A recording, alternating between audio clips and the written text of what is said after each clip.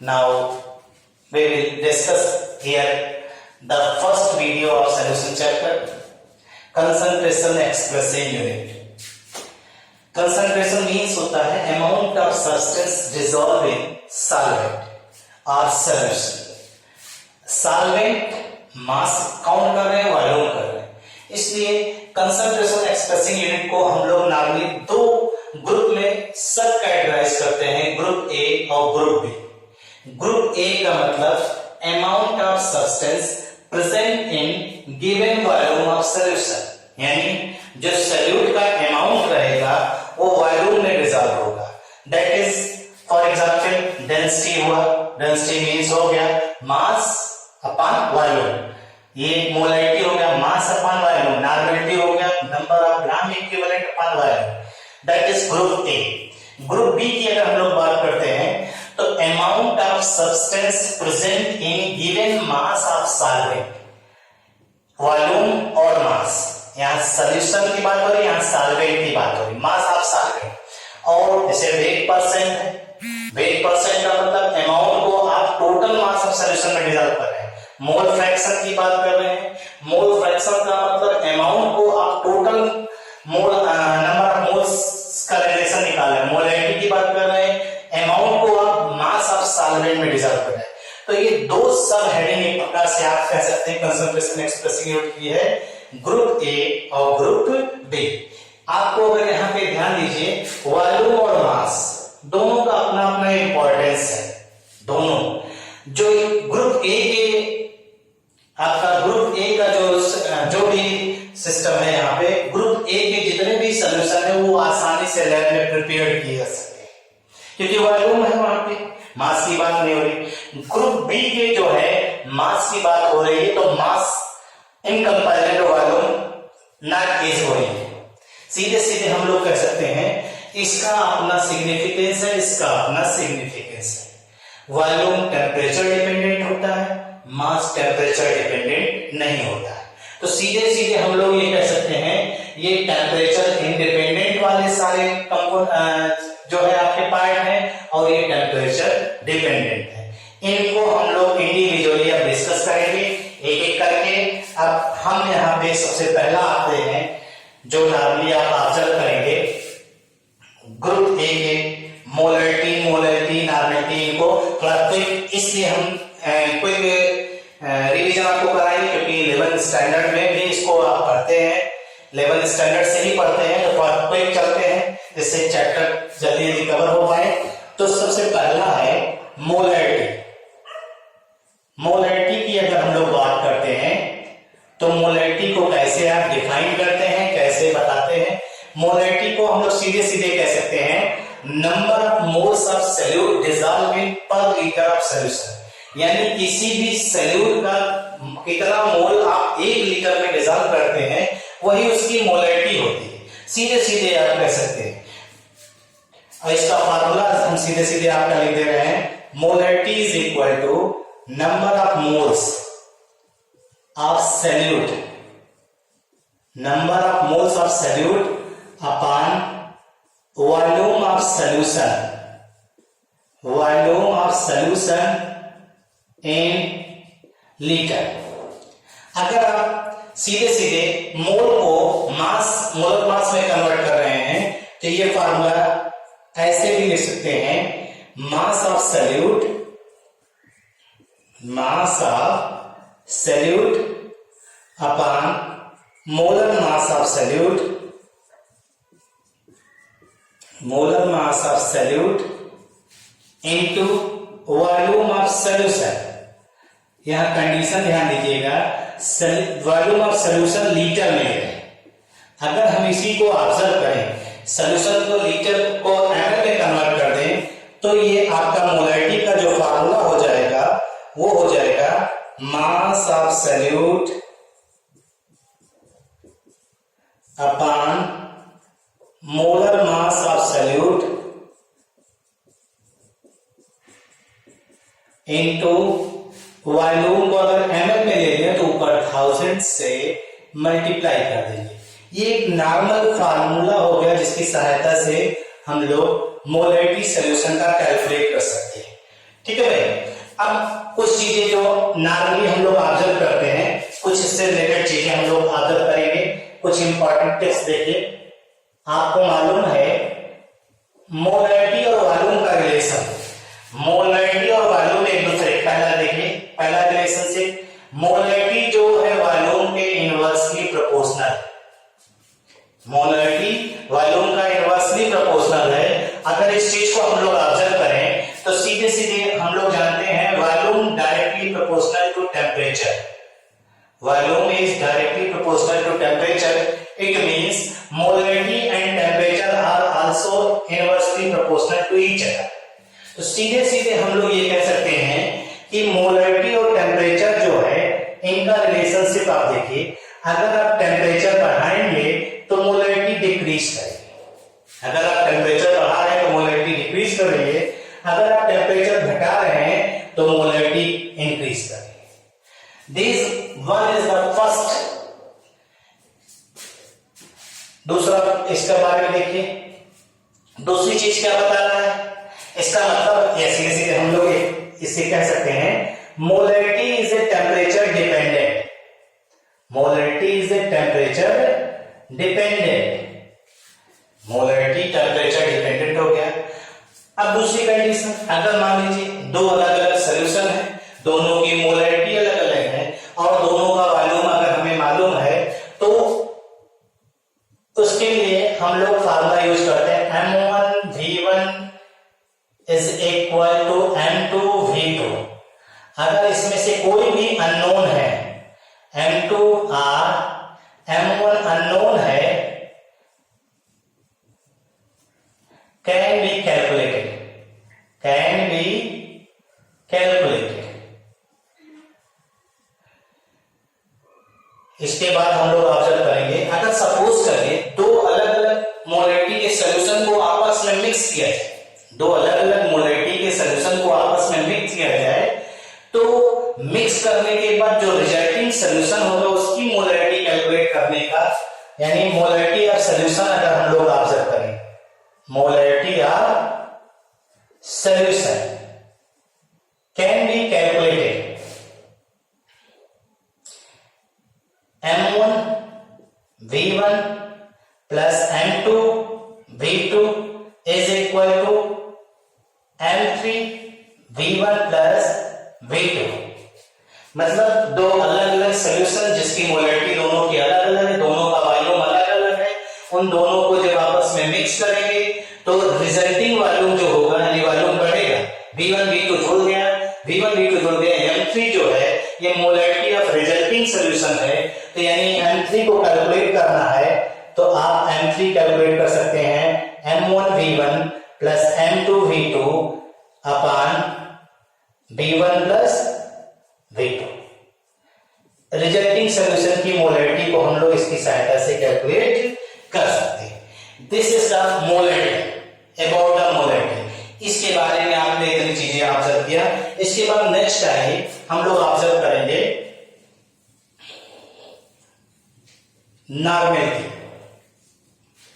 Next normality की बात करते हैं।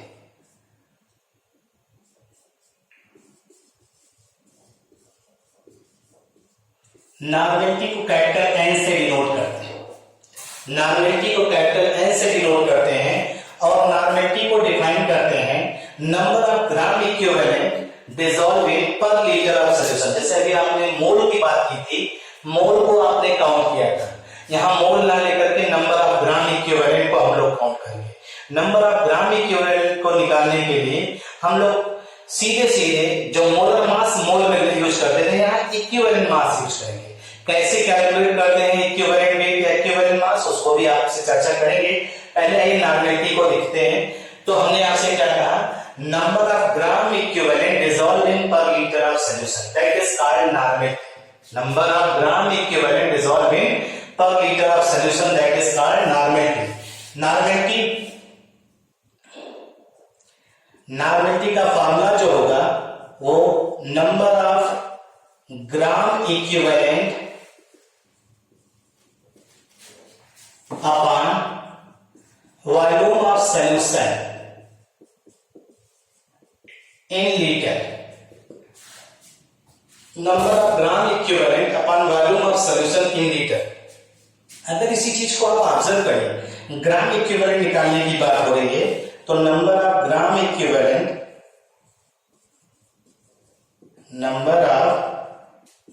Equivalent is equal to given mass upon equivalent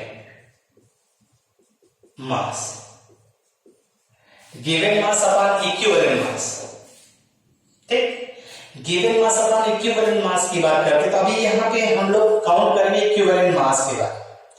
equivalent mass के बारे में हम लोग देखेंगे कैसे कैसे काउंट करते हैं। अबाउट द इक्विवेलेंट मास,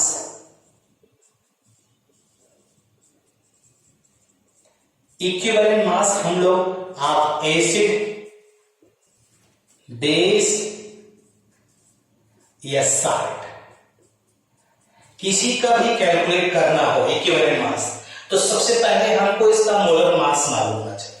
और इक्विवेलेंट मास आप एसिड बेस निकालने के लिए हम लोग निकालेंगे क्या, molar mass of acid, base और साल्ट, और अपॉन एसिडिटी, बेसिसिटी या वैलेंसी, ये होता है एसिडिटी, बेसिसिटी या वैलेंसी। नॉर्मली हम लोग सुनते हैं एसिडिटी का मतलब सीधे सीधे होता है number of OH minus ion present, और बेसिसिटी का मतलब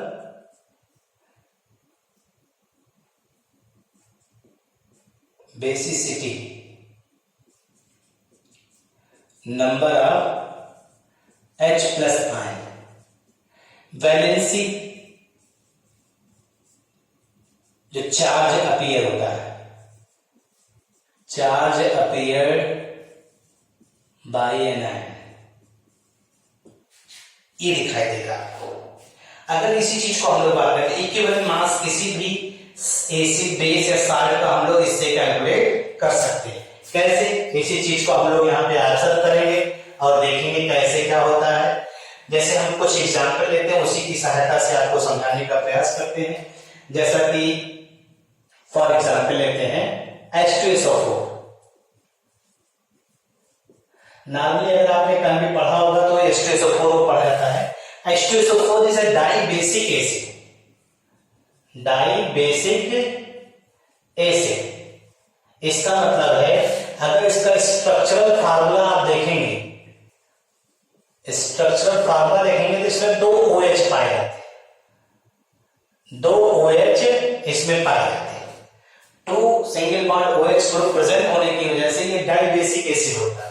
अगर हम इसका डिसोसिएशन दिखाएं तो H2SO4 जो है सेल्फ आयनाइज अगर हो तो ये 2H प्लस और प्लस SO4 2 माइनस में टूटेगा इस तरह से। अगर इस चीज को आप ऑब्जर्व करिए, 2H plus plus SO4 2 minus में इस तरह टूट रहा है, तो सीधे सीधे हम लोग ये कह सकते हैं कि यहाँ पे अगर इसके मोलर मास को ऑब्जर्व करिए, molar mass is equal to 98। H2SO4 का होता है कैसे, हाइड्रोजन 1 होता है, सल्फर 32 होता है, ऑक्सीजन 16 होता है। आप कैलकुलेट कर सकते हैं इसको। अगर आप इसका इक्विवेलेंट वेट निकालना हो, आपको इक्विवेलेंट वेट बराबर मोलर मास H2SO4 का, इक्विवेलेंट वेट ऑफ H2SO4 आप कैलकुलेट कर रहे हैं, तो मोलर मास H2SO4 का कितना हुआ 98 अपॉन एसिडिटी या बेसिसिटी। अब चूंकि आपने कहा डाइबेसिक एसिड है 2 इक्वल टू 49। ये इक्विवेलेंट वेट हो गया किसका, H2SO4। H2SO4 का इक्विवेलेंट वेट हो गया। सीधे सीधे हम लोग ये कह सकते हैं कि अगर इस तरह से देखें तो for example for H2SO4 R and dibasic acid, dibasic acid और डाइवैलेंट साल्ट, इनके लिए नॉर्मेलिटी और मोलैरिटी में जो रिलेशन होगा वो 2 into M, normality is equal to 2 into M होगा। और आप जानते हैं for monovalent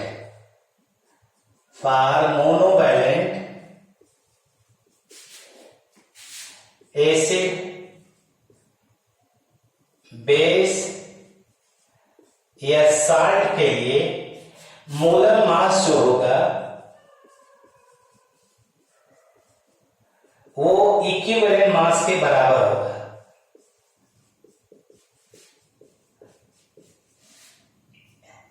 Hence normality is equal to molarity हो गया,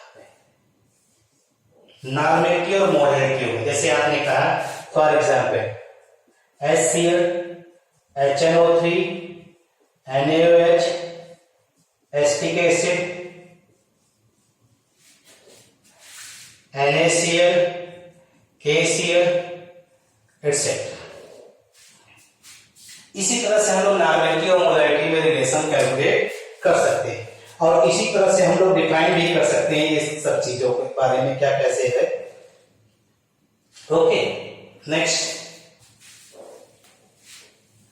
जैसे हम लोगों ने सुना होगा नॉर्मेलिटी में semi normal, penta normal, normal solution.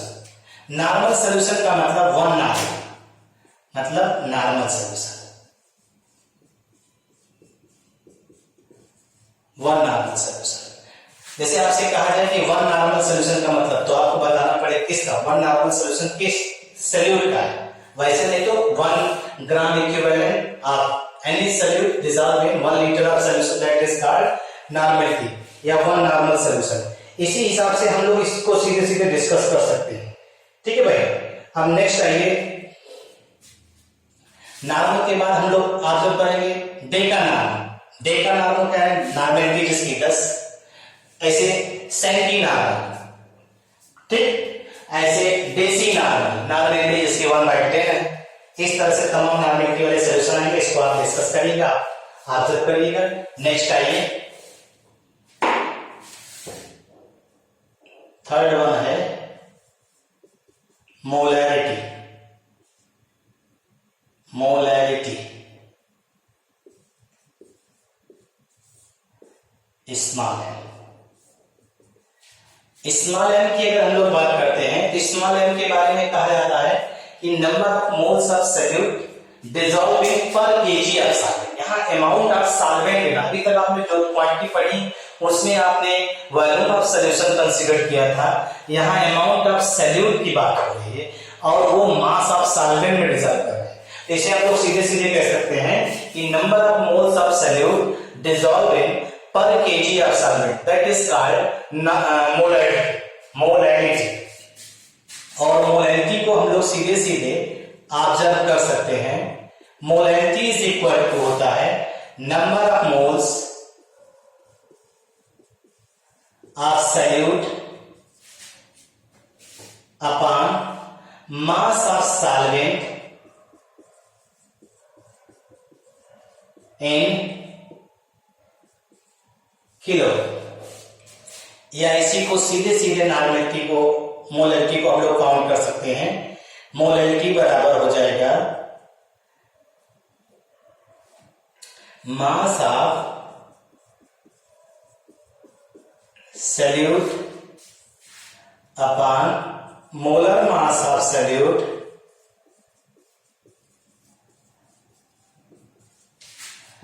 into volume of mass of solvent।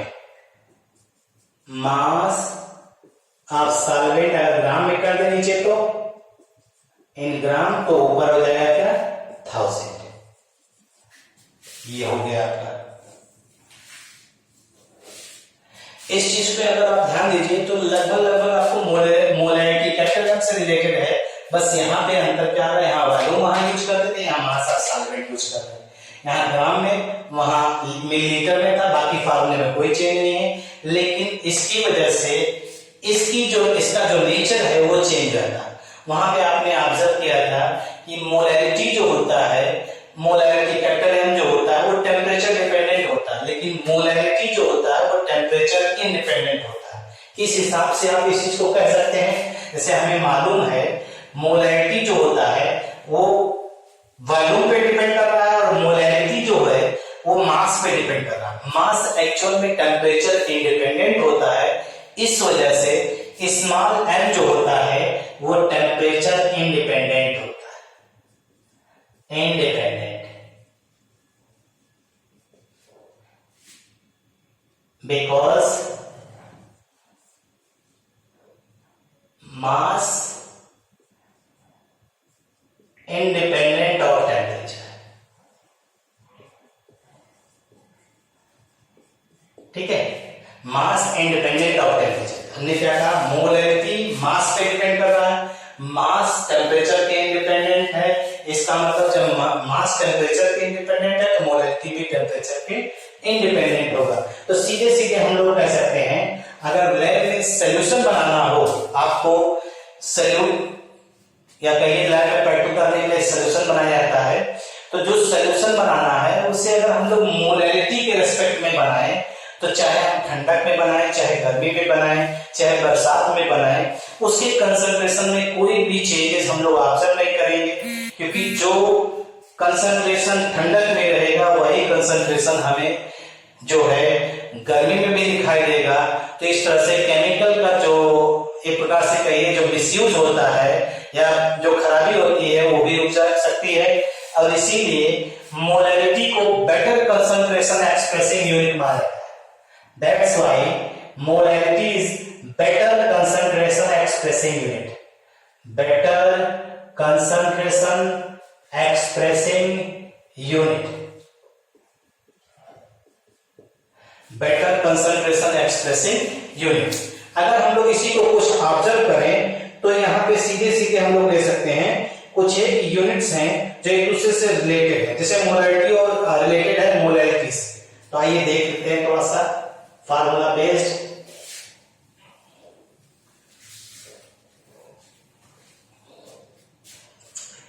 कुछ आप जैसे न्यूमेरिकल दिए जाते हैं, मोलैरिटी दी गई है तो मोलैरिटी पूछ जाएगा, मोलैरिटी दी गई है तो मोलैरिटी पूछ गया, मतलब कैपिटल एम दिया स्मॉल एम पूछ जाएगा, स्मॉल एम दिया कैपिटल एम पूछ जाएगा।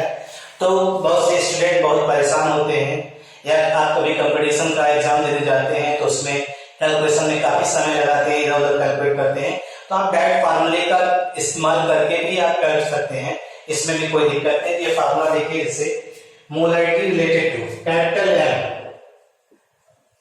Related to small. अगर हम